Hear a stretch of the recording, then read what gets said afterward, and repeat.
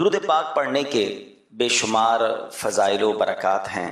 کئی احادیث، کئی واقعات ہمیں فضائل درود میں ملتے ہیں، اور درود پاک کب کب کیسے کیسے کام آتا ہے یقیناً جب جب پڑھتے ہیں تو ایمان تازہ ہو جاتا ہے۔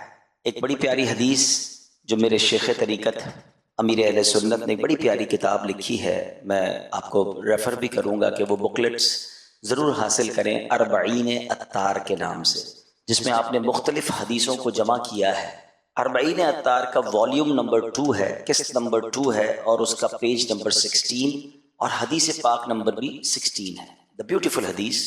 میں اگر اس حدیث کو بیان کرنے سے پہلے اگر ایک کوشچن کر لوں کہ ہم میں سے کون کون چاہتا ہے کہ اللہ پاک میرے دل کو روشن فرما دے؟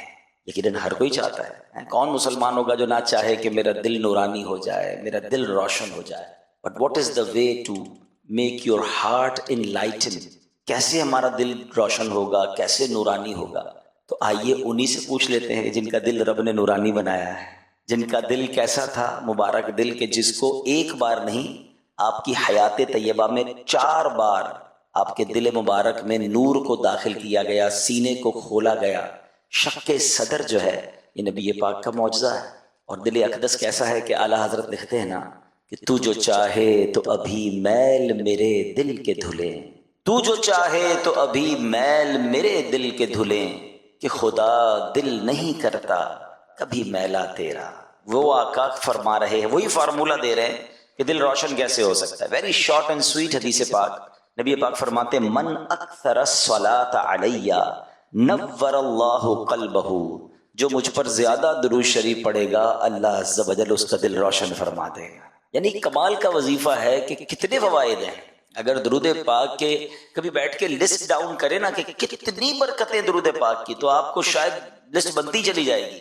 دنیا میں، آخرت میں، قیامت میں کون سا فائدہ ہے جو آپ چاہتے ہیں اور وہ درود پاک میں نہیں؟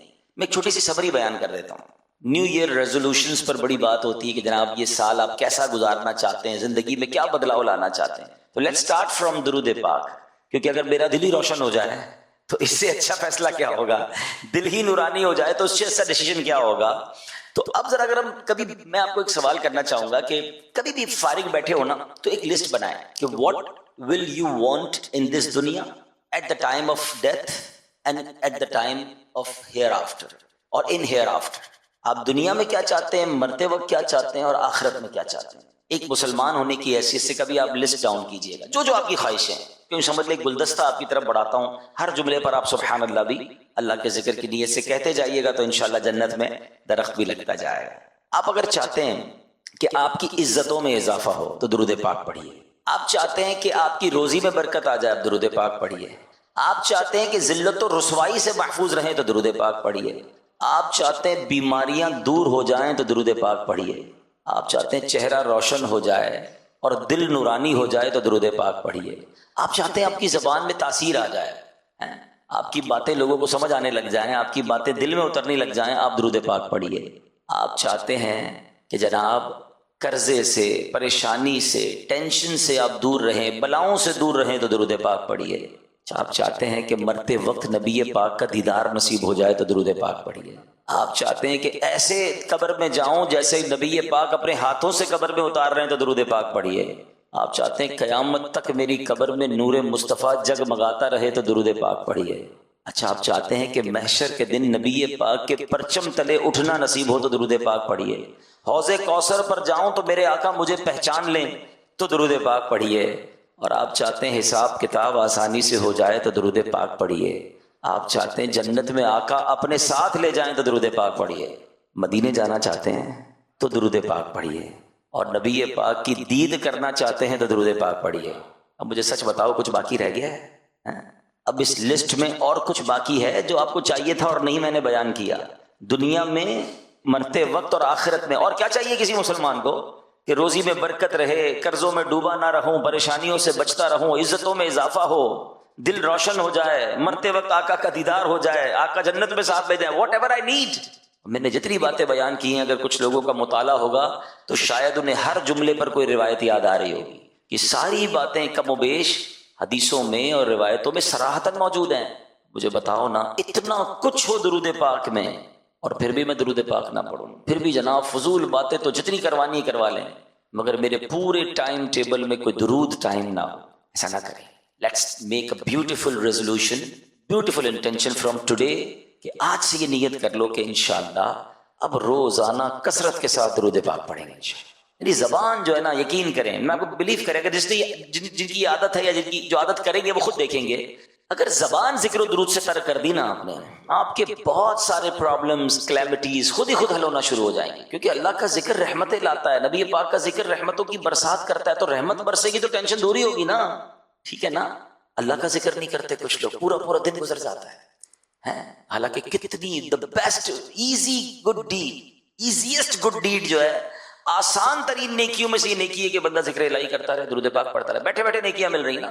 آپ جاب کرتے ہوں گے، آپ کاروبار کرتے ہوں گے، جاتے ہیں آفس پر، کام کرتے ہیں، ٹائم دیتے ہیں، تب جا کے کچھ ارننگ ہوتی ہے، ادھر تو بیٹھے بیٹھے رحمتوں کی برسات شروع ہو سکتی ہے۔ کہیے سبحان اللہ، الحمدللہ، اللہ اکبر۔ میں نے جب شروع کیا تو گھڑی میں 3:03 ہو رہے تھے فیضان مدینہ کے، ابھی بھی اتری ہیں، یعنی 1 منٹ بھی آگے نہیں بڑھی گھڑی، اور میں نے کیا کما لیا اور آپ نے کیا کما لیا، اللہ قبول فرما لے۔ حدیث پاک کا مضمون ہے، جو ایک بار سبحان اللہ کہے جنت میں درخت لگا دیا جاتا ہے، الحمدللہ پر جنت کا درخت ہے، اللہ اکبر پر جنت کا درخت ہے۔ اور آپ کو پتہ ہے تمام اذکار میں، تمام ذکر میں سب سے بڑا ذکر، افضل ذکر کون سا؟ افضل الذکر لا الہ الا اللہ، حدیث پاک ہے۔ اچھا، ہم سارے ہی مسلمان چاہتے ہیں، میں کئی بار اپنے بیان میں اس جملے کو ایڈ کرتا ہوں اور اسی نیت سے کرتا ہوں کہ نہ جانے کسی ایک کی بھی عادت پڑ گئی تو چلے مجھے بھی ثواب مل جائے گا۔ اگر میں آج یہ سوال کروں آپ سب سے، کون کون چاہتا ہے مرتے وقت کلمہ نصیب ہو؟ سب نے ہاتھ اٹھا لیا، اور کیوں نہ چاہے گا، مسلمان کی تو تمنا یہی ہے اللہ مرتے وقت کلمہ نصیب کرنا۔ کیوں؟ کیونکہ حدیث پاک میں بھی مضمون ملتا ہے نا کہ جس کا آخری کلام لا الہ الا اللہ ہوگا دخل الجنہ، وہ جنت میں داخل ہو جائے گا، ٹھیک ہے نا۔ لیکن ایک سوال ہے کہ مرتے وقت تو سارے چاہتے ہیں کلمہ پڑھنا، آج پورے دن میں کتنی بار کلمہ پڑھا ہے؟ پچھلے پورے ہفتے میں کتنی بار ہم نے کلمہ پڑھا ہے؟ یعنی جیتے جی کلمہ پڑھنے کے لیے تیار نہیں ہے، مرتے وقت سارے کلمہ چاہ رہے ہیں۔ بھائی روز پڑھے نا، کوئی ایک تسبیح تو کلمے کی روز پڑھے، افضل الذکر ہے، اور لا الہ الا اللہ کہنے پر بھی جنت میں درخت لگا دیا جاتا ہے۔ اور یاد رکھیے، جب بھی آپ برڈن میں ہوتے ہیں نا، زبان سے جملے ادا کرنا مشکل ہو جاتے ہیں۔ کبھی آپ کے سر میں درد ہو، بخار ہو، آپ کو بات کرنے کا جی نہیں چاہتا، کوئی آ کر بات کرے، آپ کہتے ہیں آج تھوڑا سا طبیعت ٹھیک نہیں، آج موڈ نہیں ہے بات کرنے کا، ایسا ہی نا، you don't want to speak whenever you feel tired or whenever you feel sick۔ جب بھی بیمار ہوں گے، تکلیف میں ہوں گے، برڈن ہوگا، بات کرنا نہیں چاہیں گے۔ آپ کو پتہ ہے سکرات کا وقت تو سب سے زیادہ تکلیف کا وقت ہوگا، علماء کہتے ہیں اس دن زبان بھاری ہو جائے گی۔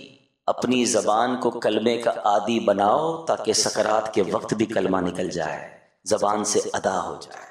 تو let's make a beautiful intention, آج نیت کر لیں کہ انشاءاللہ اب روزانہ اللہ اور اس کے رسول کا ذکر کروں گا انشاءاللہ، اور اس کے لیے وقت نکالیں، صرف نیت سے کام نہیں ہوگا، you have to make your schedule. اب آپ کہیں حضرت بزی لائف ہے، الگ سے ٹائم کہاں سے نکالیں؟ آپ اپنے ٹائم کے اندر ہی ٹائم نکال سکتے ہیں۔ بہت سارے ایسے ٹائم ہوتے ہیں جو فارغ ہوتے ہیں، آپ ڈرائیو کرتے وقت فارغ ہوتے ہوں گے، آپ ٹریول کرتے وقت، آپ کی ظاہر ہے اس وقت ایکٹیویٹی تو نہیں ہے نا، اس وقت ذکر کر لیں۔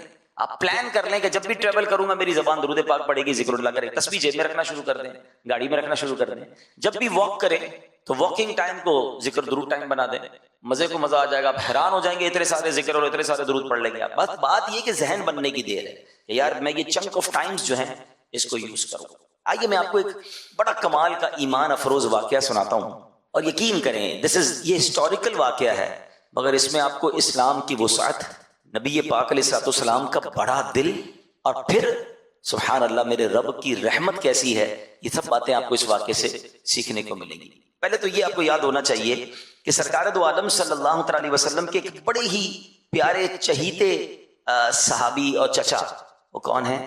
حضرت حمزہ رضی اللہ تعالیٰ، امیر طیبہ، ٹھیک ہے نا، جو گئے مدینہ شریف تو سید الشہداء رضی اللہ تعالیٰ عنہ کی مزار پر حاضری دی ہوگی جبل احد پر۔ تو سید الشہداء سیدنا حمزہ رضی اللہ تعالیٰ عنہ کو جس نے شہید کیا، ٹھیک ہے، اس کا نام تھا وحشی۔